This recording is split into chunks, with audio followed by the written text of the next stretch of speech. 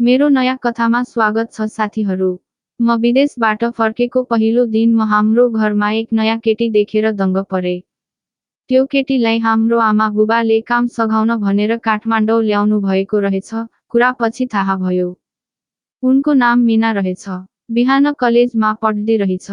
केटी राम्री नै थिई। तर दुध भने बडो ठुला ठुला अनि गोलो आकारको टी-सर्टबाट नै देखिन्थ्यो।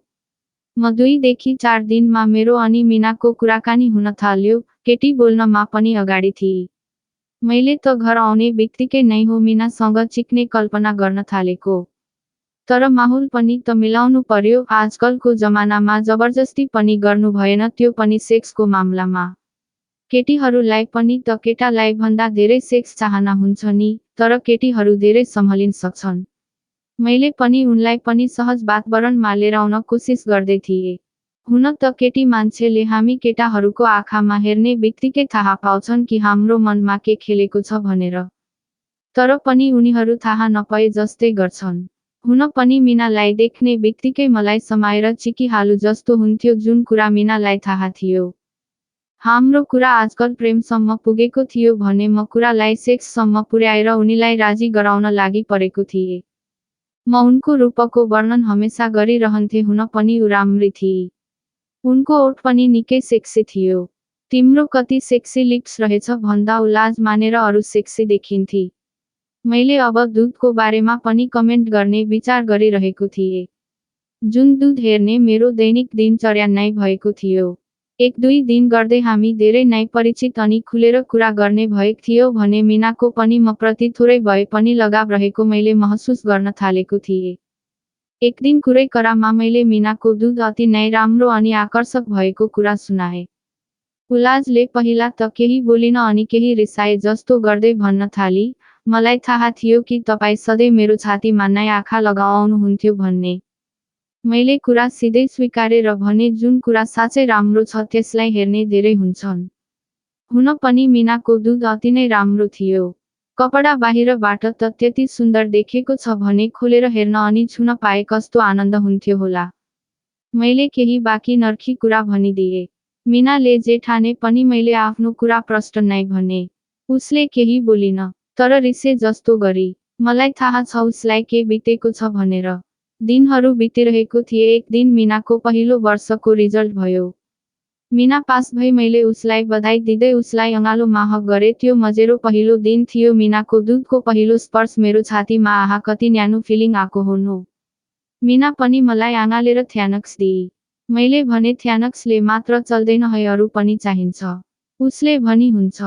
कुरा एक दिनको हो। मैले दिउँसोदेखिबाट नै मीनालाई जिस्काइरहेको थिएँ। ऊ मलाई पनि रिसे जस्तै गर्दै गाली गर्दै थिए। त्यो दिन मैले मीनालाई भनेको थिएँ कि आज म तिम्रो कोठामा आउँछु, ठोकाको लक नलगाऊ है। ऊ रिसाउँदै भन्छे हिम्मत छ भने आएर देखाउनु न त। मैले च्यालेन्ज गर्दै भने हेर लक लगाए पनि आउँछु। ऊ रिसाउँदै आमा बुबालाई भनिदिने धम्की दिन्छे। मैले जे गरे पनि गर तर म आज आउँछु भने। ऊ अलि डराए जस्ती देखिथी भने सम्हालिँदै मजाक नगर्न भन्थी। बेलुका भयो। म मीनाको रुममा पुगे। म सरसर मीनाको नजिक नै पुगे अनि बसे। मीना यो पटक भने साँच्चै डराई अनि भन्न थाली आमा बाबाले देख्नुभयो मेरो के हाल होला। मैले सम्झाउँदै भने नडराऊ, म कसैलाई पनि भन्दिन। अनि आमा बुबा पनि सुतिसक्नु भएको छ भनेर भने। मीना मलाई सम्झाउँदै पर हट्न लागे कि मात्र के थिई। मैले मीनालाई च्याप्प सम्मति हाले अनि उसको नेकमा किस गर्न थाले भने दुवै हातले एक-एकवटा दुध मार्न थाले।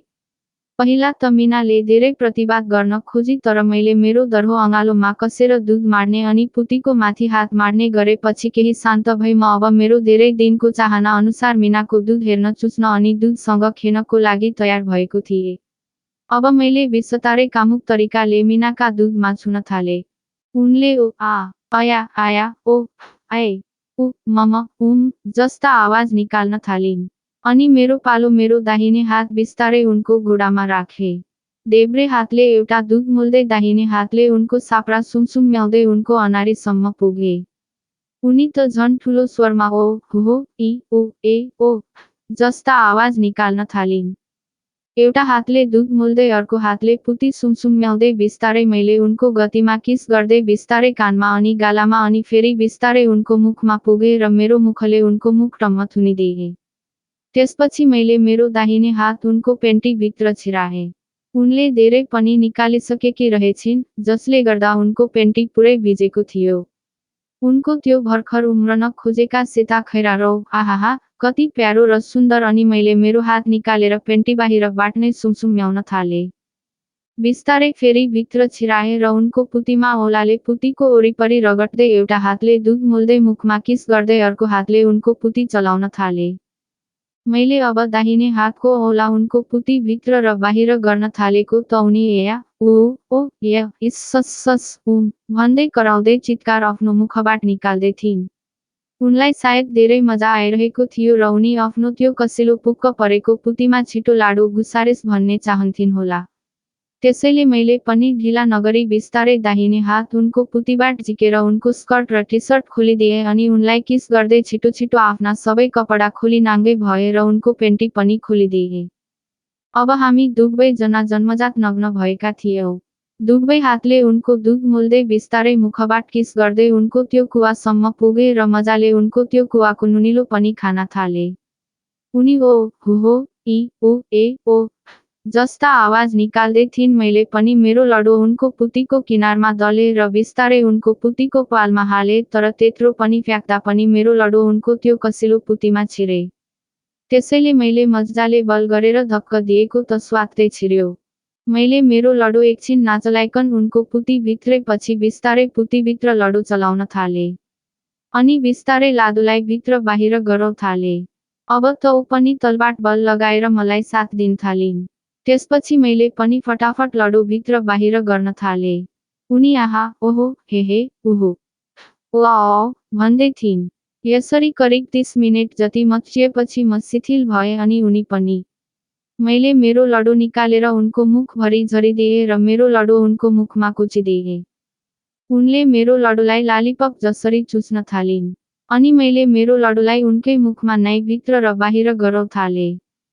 फेरि मैले मेरो लडोलाई उनको पुतीभित्र घुसारेर दनादन दिन थाले। करिब 45 मिनेट जति चिकेपछि म पुरै शिथिल भएर उनीमाथि सुते र उनी पनि शिथिल भएकी थिइन्। यतिकैमा हामी दुवैजना निदाएछौँ। यस्तै कथाहरू सुन्न यस च्यानललाई लाइक, कमेन्ट र सब्स्क्राइब गर्न नभुल्नुहोला।